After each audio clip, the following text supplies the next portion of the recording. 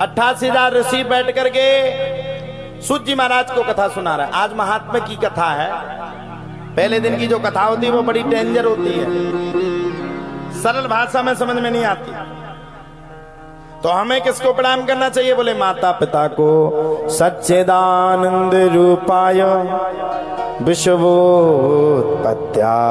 Hathaway तापत्रय विनाशाय श्री कृष्णाय वयं नमः। ये भागवत के महात्म के अध्याय का प्रथम श्लोक है। सत चित धन आनंद, जिसको कहते हैं सच्चिदानंद। सच्चिदानंद रूपाय विश्वोत्पत्त्यादि हेतवे। विश्व की उत्पत्ति कौन करता है? भगवान। तो बोले सत, सत किसको कहते हैं? बताया आप सबको। हमारे अंदर जो पापों का विकार है, अभी जो कुंभ चल रहा है उसमें जितने लोग स्नान करने के लिए जा रहे हैं, किस लिए जा रहे हैं? सब कहते हैं हम अपने पापों को धुलने के लिए जा रहे हैं। वही है सत्य।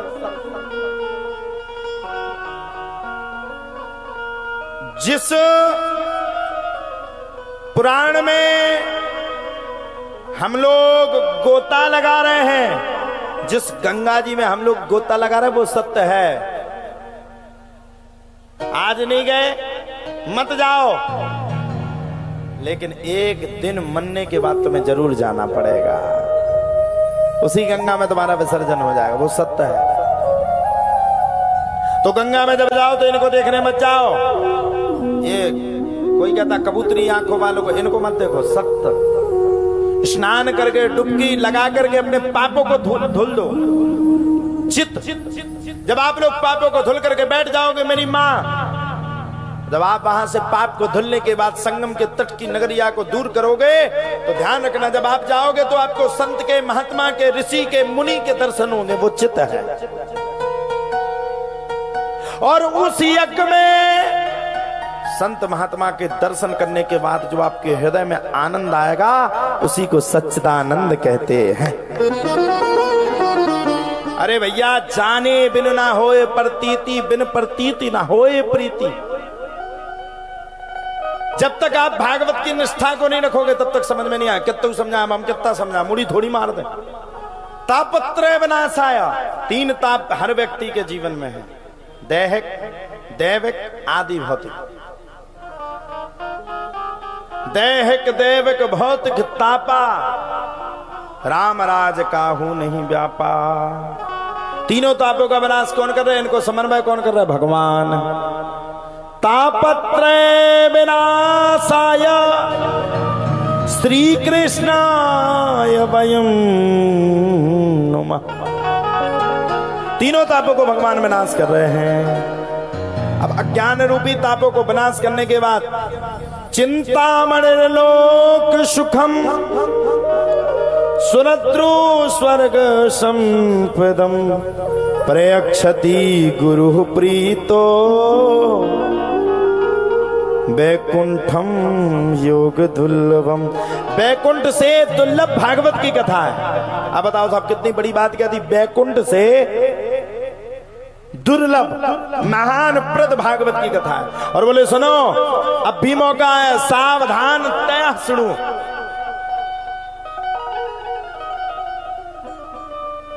सावधान होकर के इस कथा को सुनना चाहिए। सावधानता सुनो। और फिर लिख दिया आगे, काल अव्याल मुख ग्रास त्रास नैणास हेतवे श्रीमद् भागवतम शास्त्रम कलौ कीरेण भासितम। काल रूपी सर्प में डस रहा है। कोई आज मर रहा, कोई कल मर रहा, कोई कल जा रहा, कोई परसों। बड़ा कष्ट होता है।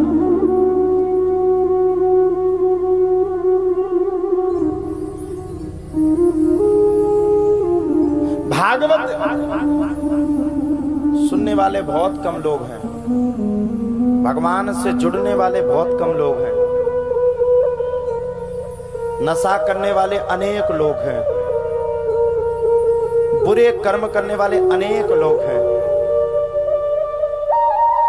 लेकिन भागवत को सुनने वाले बहुत कम लोग हैं। हमारे धर्म पर कई अधर्मी व्यक्ति टिप्पणी कर देते हैं और हम सब हिंदू भाई बहन उस अत्याचार को देख करके देखते रहते हैं। हमारे सामने हमारे धर्म का कोई दूसरा व्यक्ति रोता हुआ पड़ा रहता है, वो कष्ट में खड़ा रहता है और हम लोग उसको देख करके ऐसे खड़े रहते हैं, अरे हमारा खुद का लड़का है, हम क्यों फालतू के झंझट में पड़े, हमें को नहीं मरने का है, इनको मरना है तो मर जाए। सुन लो भैया, हिंदू जितने हैं, सनातनीय जितने हैं, सनातन धर्म को मानने वाले जितने अनुयायी हैं, आज अगर सुरक्षित हैं भारत में या देश विदेश में, तो हमारी पुराण की वजह से, हमारे भगवान की वजह से हम लोग सुरक्षित हैं। वरना भगवान, हमारे पुराण को चाहने वाला कौन, हम लोगों को चाहने वाला कौन? कोई नहीं इस संसार में। देख लीजिए बांग्लादेश की कितनी बुरी दुर्दशा हुई।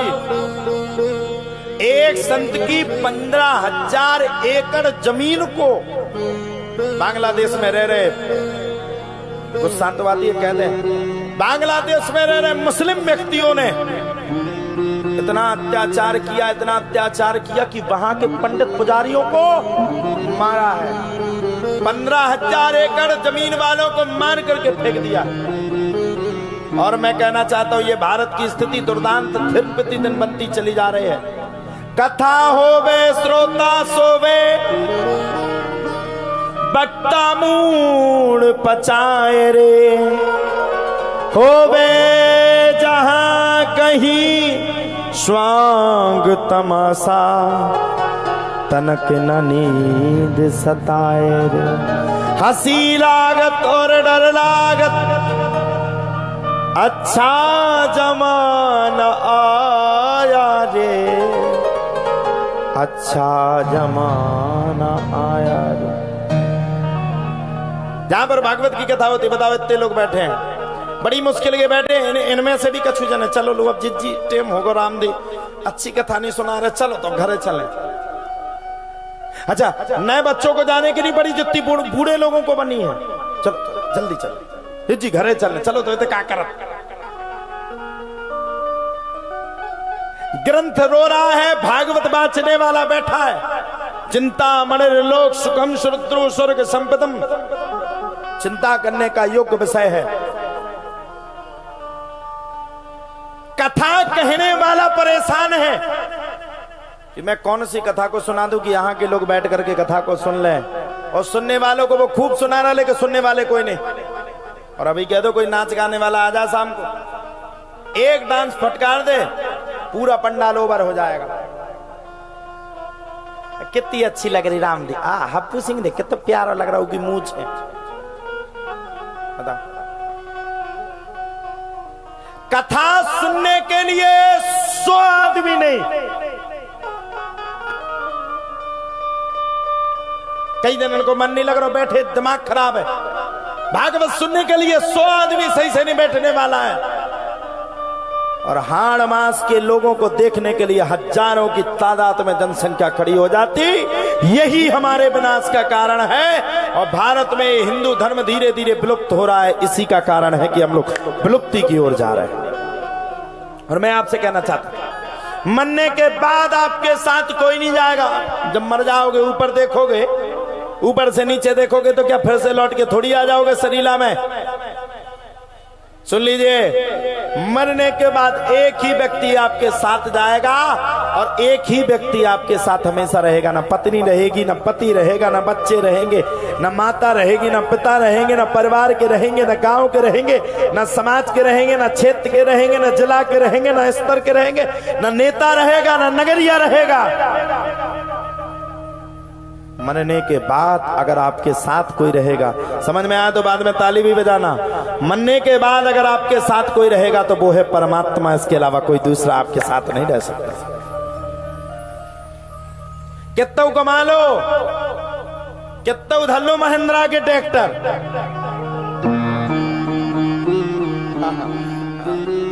कितना हम सज्जाएं, कितना अच्छे अच्छे हम बाल बिखरा बिखरा करके रख ले, लेकिन जिस दिन मरेंगे, पता जिस दिन अपन मरेंगे सब लोग मोड़ा मोड़ी जीवन में और देखे पापा मर को लेके मच्चा भी किते धर को गोदरी जबाई खाती किते खाती दूसरे लड़का खा तो नहीं दे दो। और गंगे भी जब सास मरे तो रोए तो कैसी रो, मम्मी चली गई। मम्मी के जावे को तो खुनेंगे, मम्मी के कानन के देखे कितने बेरा तान ने रामदी मम्मी चली गई।